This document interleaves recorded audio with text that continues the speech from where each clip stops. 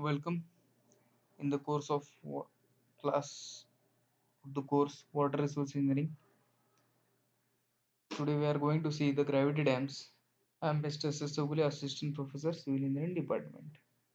Before directly moving into the dam, some introduction is necessary.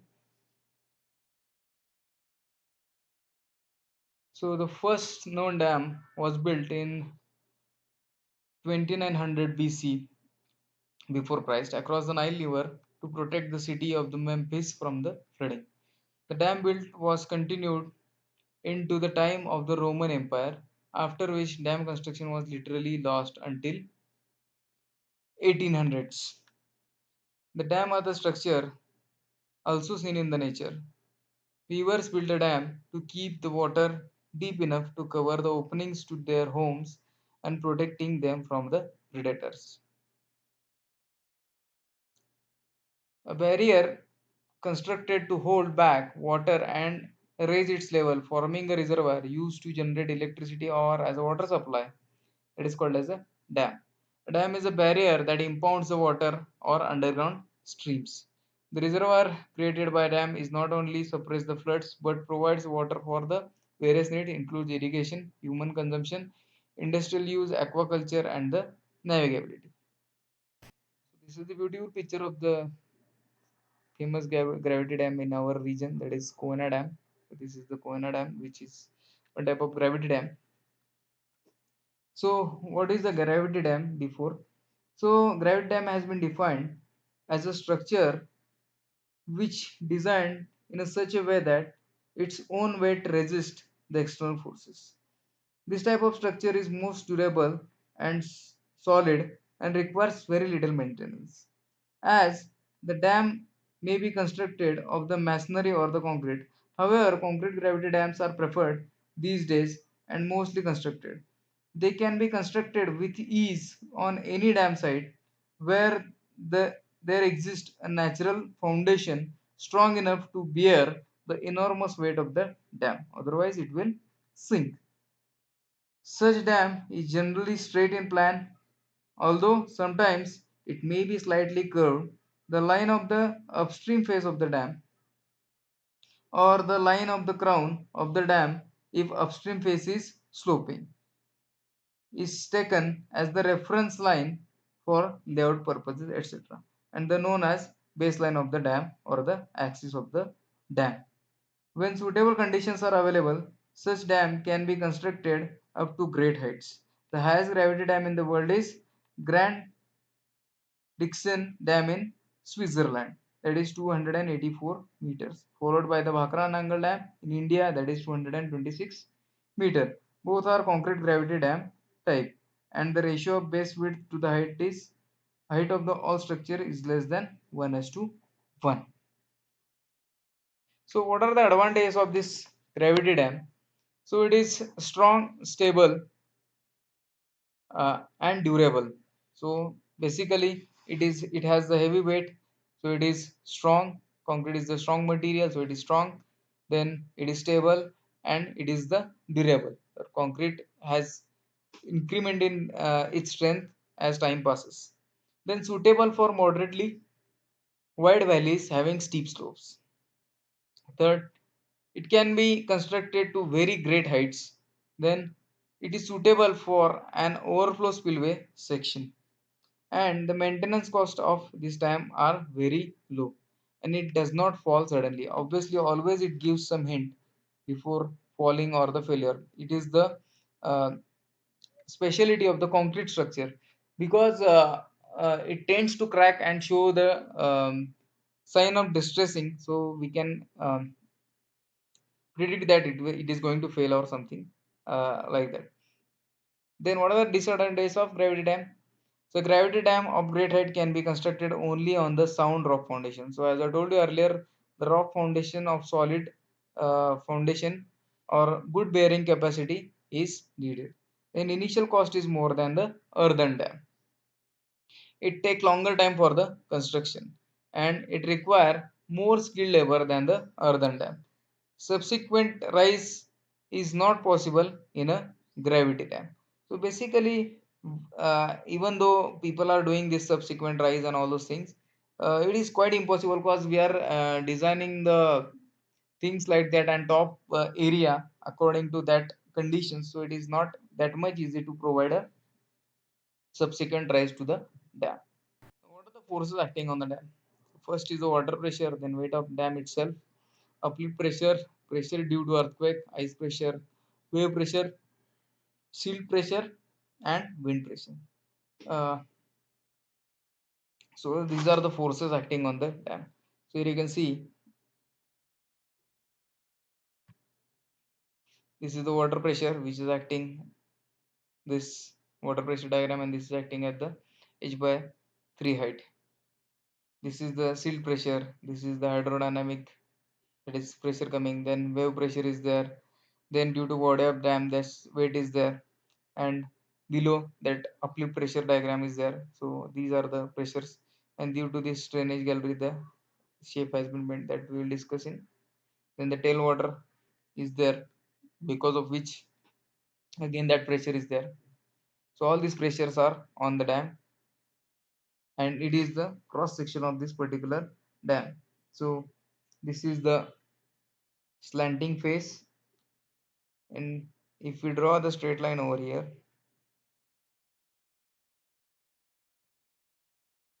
draw a straight line like this.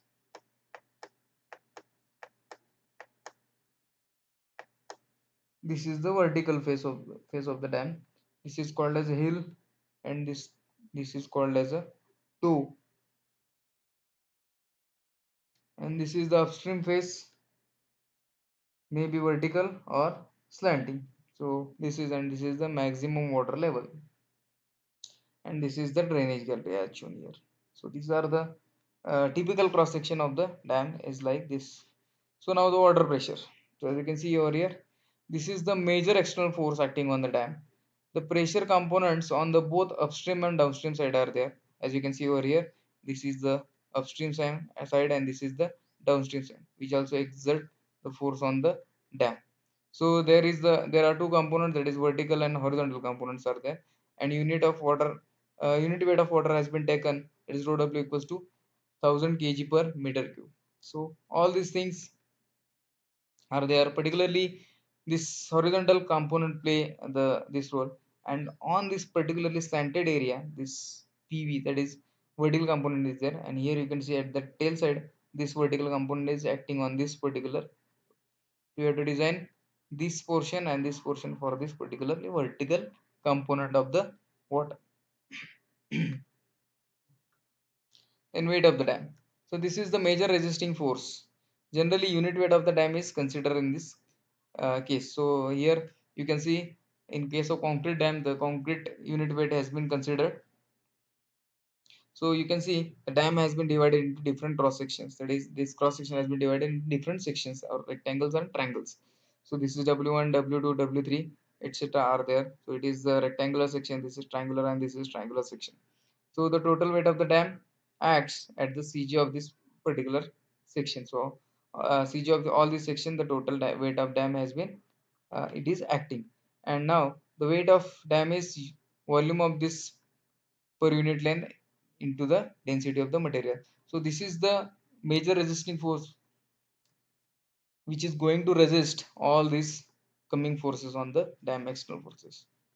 So dam has to set or has to use its stability according to its or because of its own weight.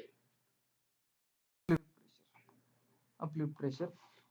So water seeping through the pores, cracks and fissures of the foundation materials, and the water seeping through the dam body and then to the bottom through the joints between the body of the dam and its foundation at its base. So exert the uplift pressure on the base of the dam. So you might have heard uh, how we are floating on this particular water. So same thing has been there. So it tends to lift, this water tends to lift as we are, when we enter to the water tends to lift us because of the density and all these things. So same way it tends to uplift the weight, or even though the density of the concrete is higher than the water, but again it exert some pressure from the downward to this weight of the dam. So it is the second major external force and must be accounted for the all calculations. Such an force virtually reduces the downward weight of the dam and hence act against the dam stability. The amount of uplift is a matter of research and present recommendation which are follows those are suggested by States Bureau of Reclamation, that is USBR. According to these recommendations, the uplift pressure intensities at the heel and at the toe should be kept equal to their respective hydrostatic pressure and joined by the straight line between. The drainage galleries are provided to relieve the uplift. The recommended uplift at the face of the gallery is equal to the hydrostatic pressure at the toe plus one third the difference of the hydrostatic pressure at the heel and the toe. So it is there, it has been shown over here. One second, let me choose the pointer. So this is the uplift pressure and here you can see because of this gallery this and this is the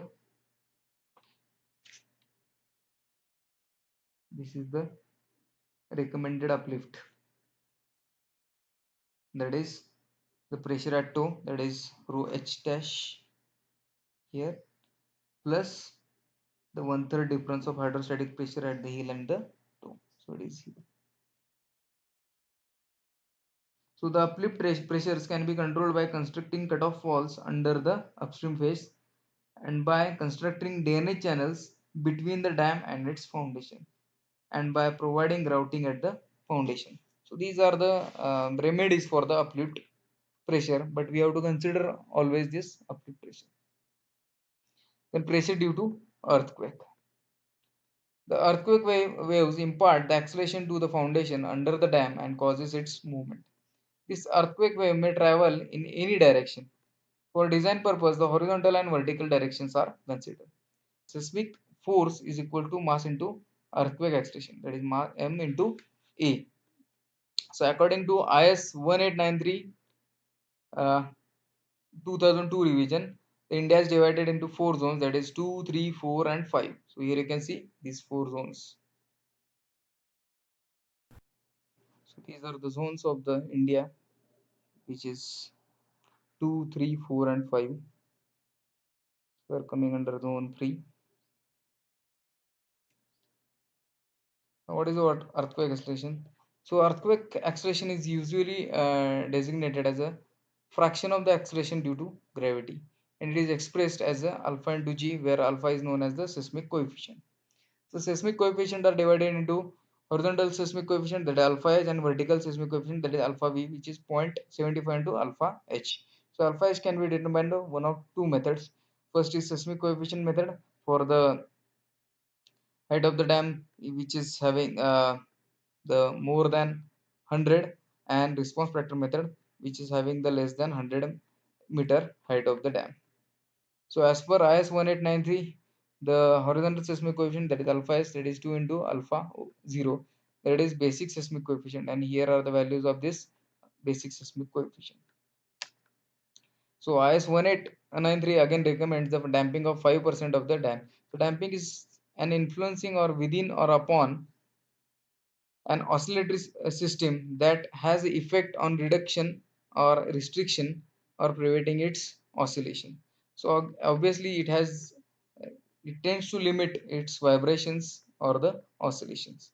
So horizontal seismic coefficient, that is alpha, is equals to 2 into f0 into sa by g, where f0 is the seismic zone factor and seismic zone factors of according to 1893 are for 2, 3, 4, 5. These are the seismic zone factors. And this is the natural period vibration in second versus average acceleration coefficient curve is there with different damping. So these are the damping, where 0 having the more this acceleration, and as we are increasing the damping, it gets reduced. Now there is pressure. Ice from the form on the water surface of the reservoir is subjected to expansion and contraction due to temperature variations. The coefficient of thermal expansion of ice is 5 times more than the concrete. The dam face has to resist the force due to expansion of ice. The force acts linearly along the length of the dam and at reservoir level.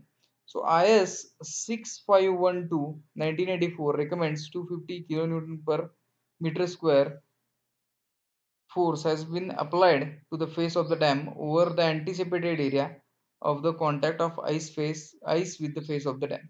So basically this ice pressure is limited or applied can be applied in the particular areas where this ice formation is there. So it is not applicable in the uh, hot this hot arid or humid zones. So it is applicable the dams which are constructed into the Kashmir region. So this is all for today's lecture. We will see remaining forces in the next lecture. Thank you.